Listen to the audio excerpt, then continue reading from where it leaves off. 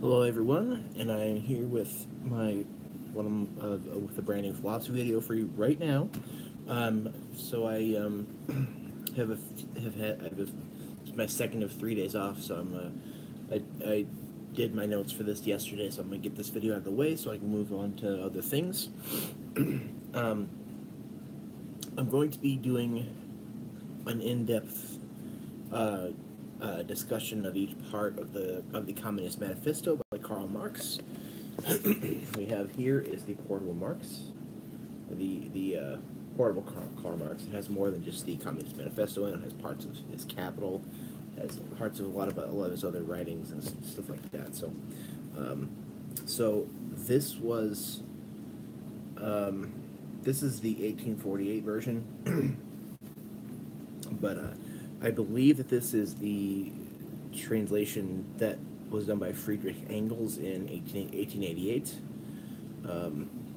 Friedrich Engels was a person who translated a lot of Marx's works, and I believe he was a pretty good friend, or a pretty good, I guess, colleague to Marx. But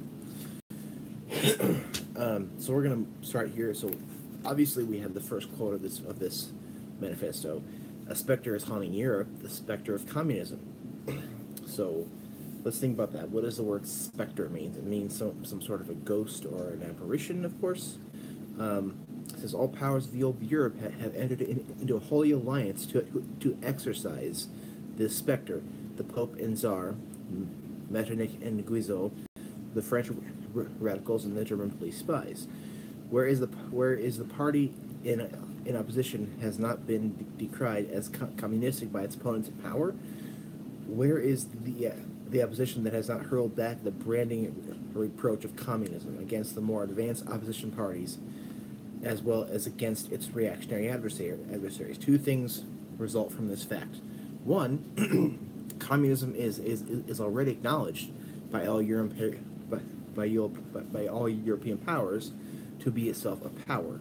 Two, it is high time that communists should openly, in the face of the whole world, publish their views, their aims, and their tendencies, and meet this nursery tale of the specter of communism with a manifesto of the party itself.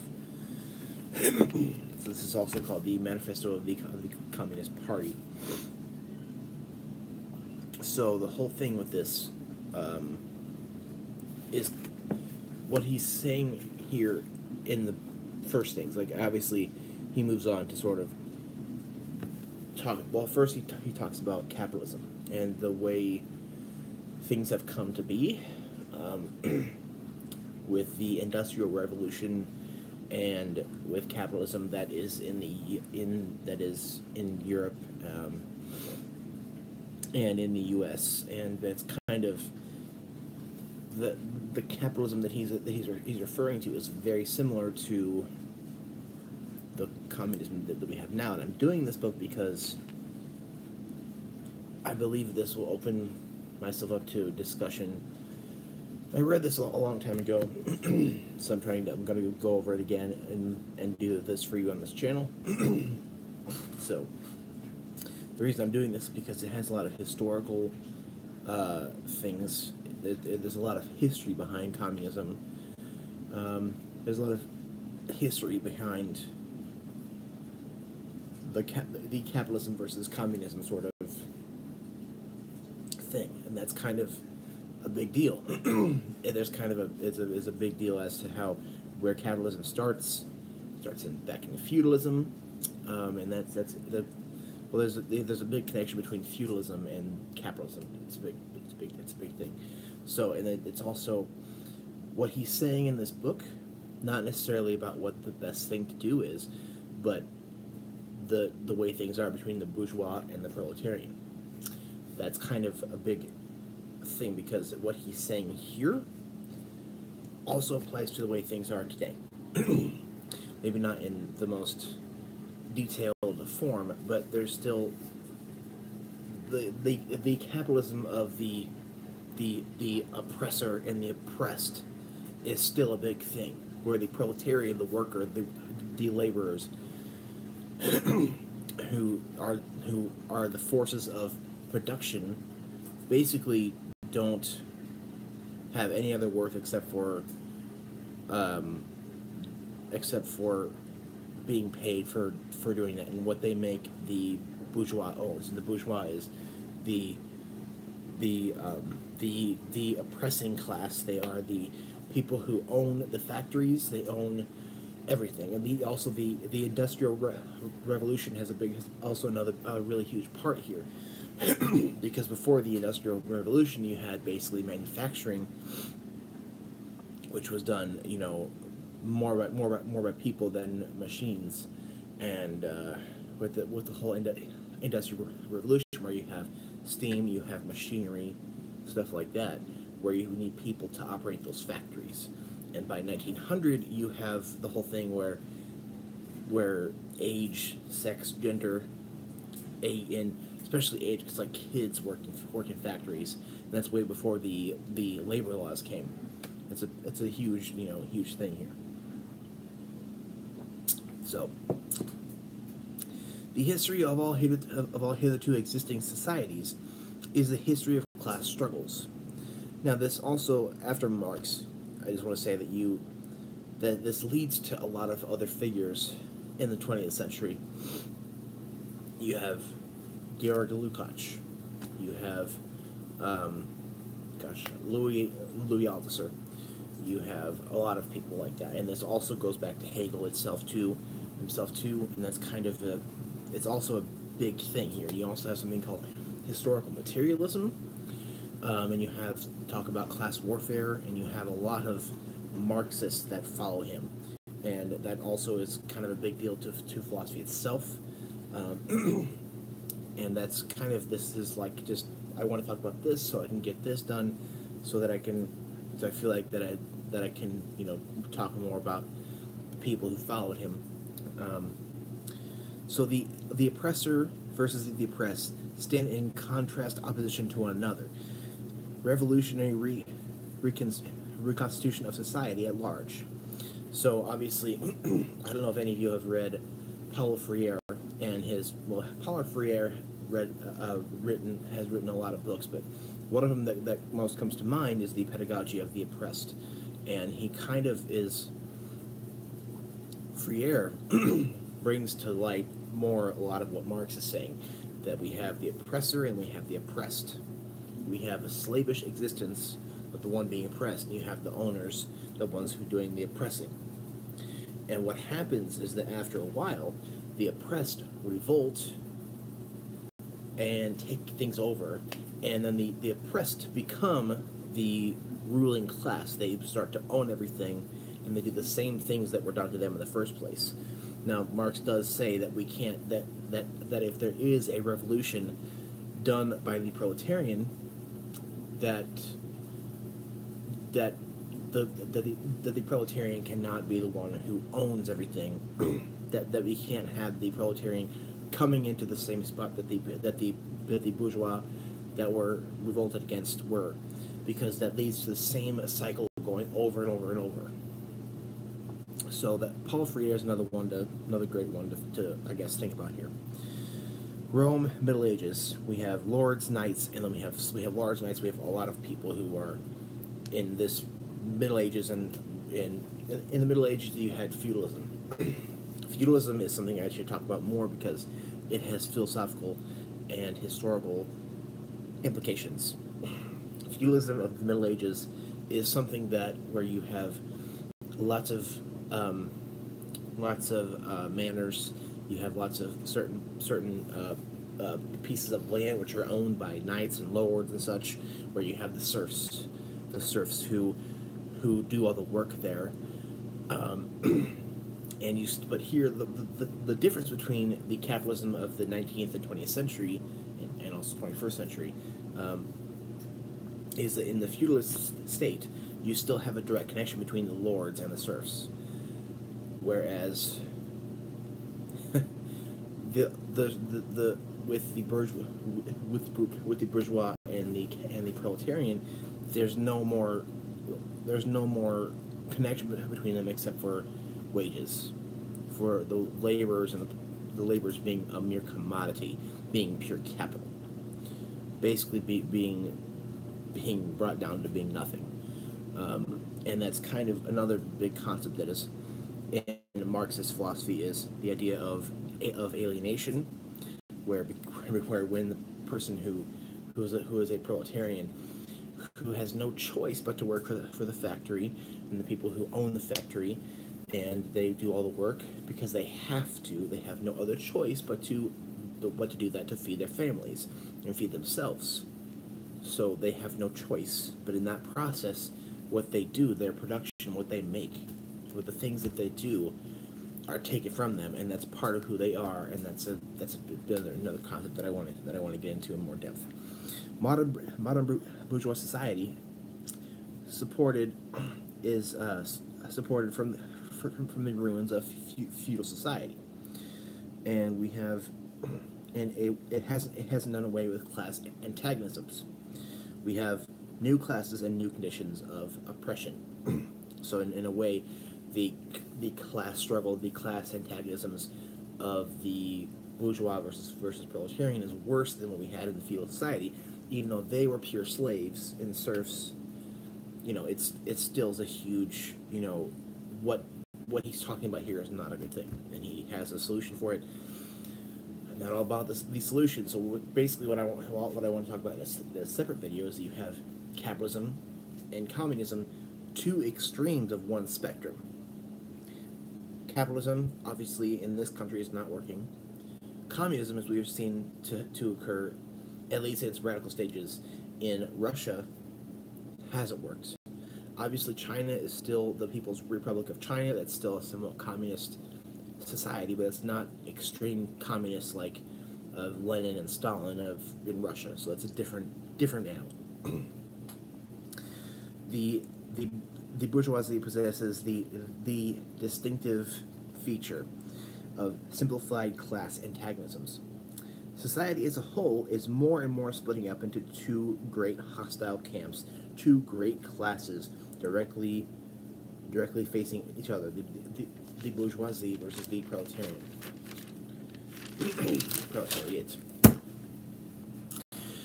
Discovery of America, another big one. It opened up fresh ground for the rising of the bourgeoisie, and also the idea of imperialism and colonialism also plays a big part here. And people who discuss that are Jean-Paul Sartre, Edward Said, Frantz Fanon, Baba, and we have here the colonization of America, and you have commerce, you have navigation, you have industry. You have more of that with the discovery of this new land. So you have new markets. You have division of labor between corporate guilds. You have increased demands. So the idea of a new market is another big problem that'll come to in a second. The Industrial Revolution. You have steam and machinery. You have new things that come into play here when it comes to the economy, because you don't have just like small manufacturing by little groups of people anymore. It's people are being amassed. There's urbanization. There's the proletarian being amassed to work these factories for nothing. The proletariat is being given less and less money, and their work conditions become worse and worse. It's a bad thing here. Manufacture is replaced by modern industry. We have industrial millionaires, or the modern bourgeoisie. The modern bourgeoisie is a product of long course of development. We have series of revolution of modes of production and exchange. Each development of bourgeois is accompanied by corresponding political advance and of that class. The executive of the modern state is but a committee managing the common affairs of the whole bourgeoisie. So with the industrial revolution, and also before that with the discovery of America, you have optimal conditions for this modern bourgeoisie, the industrial millionaires. And you have these people who are trying to figure out how can we maintain us? How can they maintain themselves? How can they maintain their way of life? How can they maintain this bourgeois proletarian sort of way things are, so that they can make more money and they can maintain their life? There's a crisis that they have that they do solve, though. Due to the bourgeoisie, and when it has the upper hand, the only nexus, the only connection, like I said before, between man and man, bourgeois and proletariat, is callous cash payment.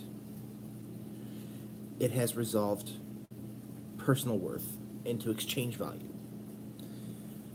Who the proletarian is as a person, who they individually are, individuality becomes nothing. That is wiped away, and personal worth is done away with in exchange for a cash payment, and being paid is because, and also, if this is a big issue, what are they? They might revolt, but that comes after a while when masses are built. But at first, they have no other choice, because they have to feed themselves, they have to feed their family, and if they didn't work for these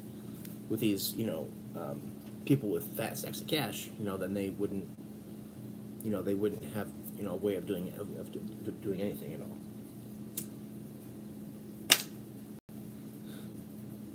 Okay. So, in place of numberless, indefeasible chartered freedoms, the bourgeoisie has set up a single unconscionable freedom of free trade.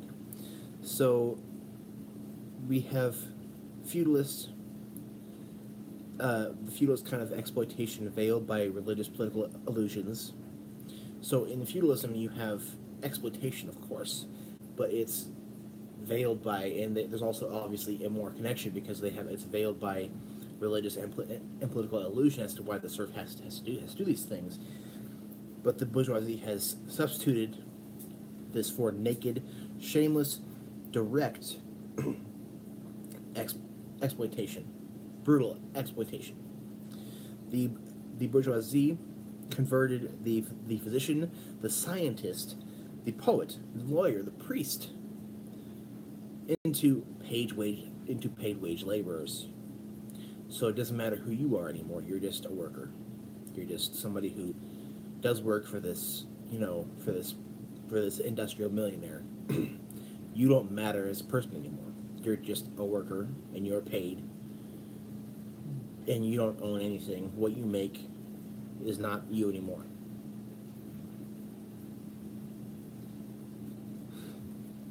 The bourgeois constantly revolutionizes the instruments of production, and thereby the relations of production. Sorry, dryer. And thereby, and with them, the whole relations of society. Bourgeois creates a world after its own image. People and nations must adapt, or go extinct. And this makes people and nations into the bourgeois themselves. So you have kind of a vicious thing going on here. Urbanization, another big one, but where before the Industrial Revolution, you kind of had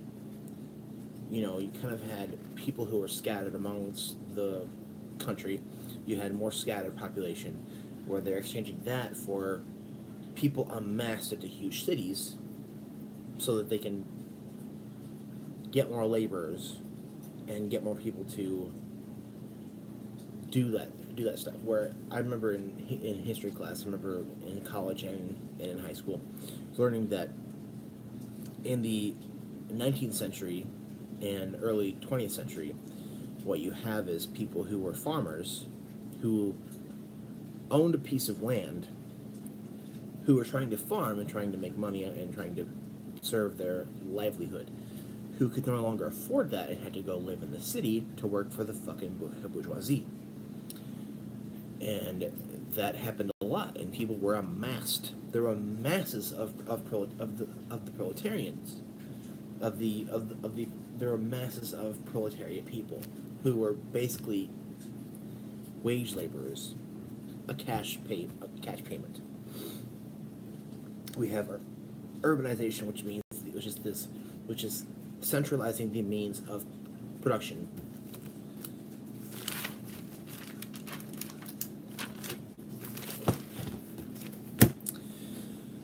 Concentrating the property in a few hands, where only a few people own the certain property. Political centralization. Independent, loosely connected nations and provinces with separate interests in government become lumped together into one nation. The bourgeoisie has erected massive forces of production, and we have the subjection of nature's forces to a man, machinery, the chemistry of industry and agriculture, and so on. So what this made me think of is is the dominant worldview in environmental ethics. The dominant worldview is, of course, where man uses nature and the world not just merely as the end to its own wishes. So that's where you get pollution, where you get all this stuff, where you get forests being taken down to build cities and factories and shit. That's another big issue. The means of production and exchange come from feudal society. The bourgeois built itself on that foundation. And there's an epidemic of overproduction. Too much civilization. Too much means of subsistence. Too much industry. So this is kind of where we're getting to the crisis that the bourgeoisie has.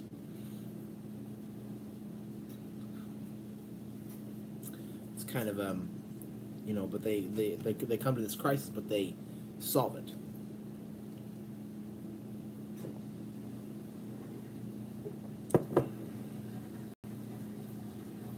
The productive forces no longer further the development of the bourgeois society. It endangers them, and we have the existence of their property and the conditions of the bourgeois society are too narrow to comprise their wealth.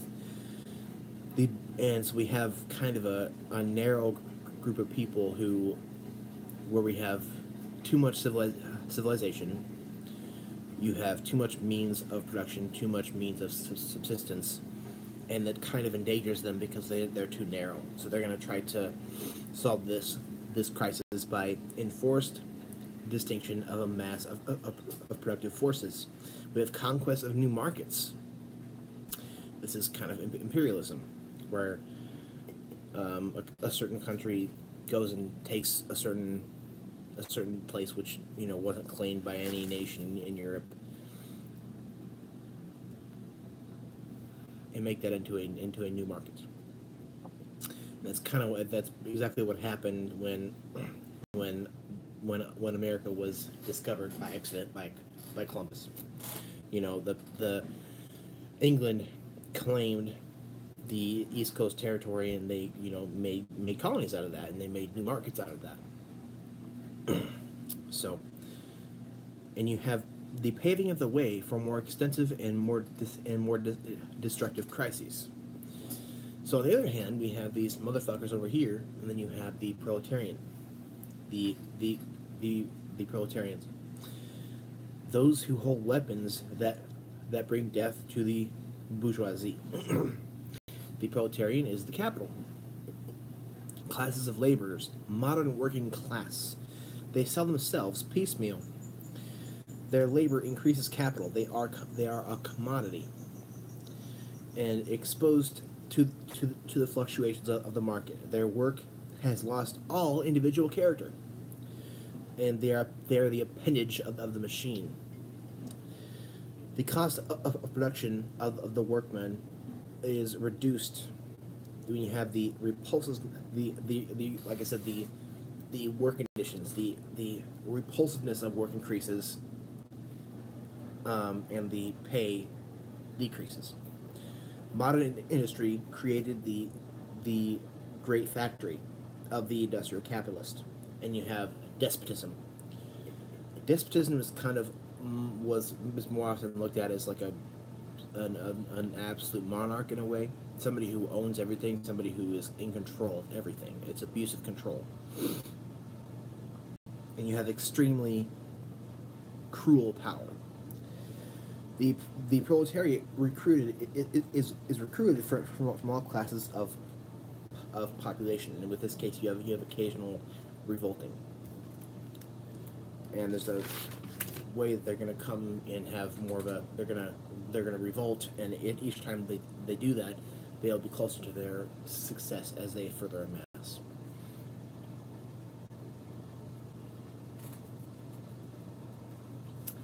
Okay. And then we have what is called the division of labor. Workers become less skilled. So you have this division where we have people who are less skilled versus people who are more skilled, and you are trying to amass more people who are less skilled to where you can have more of what's going on with the bourgeoisie and oppressing the proletariat. You have separate tasks in any system, so that people may specialize in taking advantage of those less skilled. It's a big issue, and that's kind of a big part of what Marx is talking about. You have the exploitation of the laborer. The proletariat grows in greater numbers and into masses. They combine into unions, and they occasionally revolt. So you have a condition where they're occasionally going to revolt, but there is a light at the end of the tunnel for them, as Marx says. They succeed only for a time, and their expanding unions is their victory. Proletarians organize into a class and a political party. Collisions, and we have another case of class warfare, collisions between classes. Bourgeoisie finds itself in a constant battle, and we have a really revolutionary class. The portions of the bourgeoisie break off into the proletariat, and we have preceding classes that got the upper hand, fortified themselves by subjecting society to their conditions of appropriation. Proletarians cannot become masters of the productive forces of society. So, like we said, there is a time when the proletariat will revolt and they will be successful. And when that happens, they cannot become the masters of the productive forces. Every form of society has been based on the antagonism of oppressing and the oppressed classes. We have certain conditions must be in place for the oppressed to remain in slavish existence. So there's particular cases. There's particular things that they do to make the proletariat remain in that slavish existence. We have the essential condition for the existence and for the sway of the bourgeois class is the formation and augmentation of capital. The condition for capital is wage labor. The advance of industry is promoted by bourgeoisie. The bourgeoisie produces their own grave diggers. The inevitable fall to the proletariat. So, what he's saying in this first part, he's bringing light to a big issue of class struggle, of the division of labor, of alienation. And obviously the concept of alienation is something that he brings more to light. He discusses that more in depth in certain other works. But, sorry. it's a big problem that he's bringing to light here, and I'm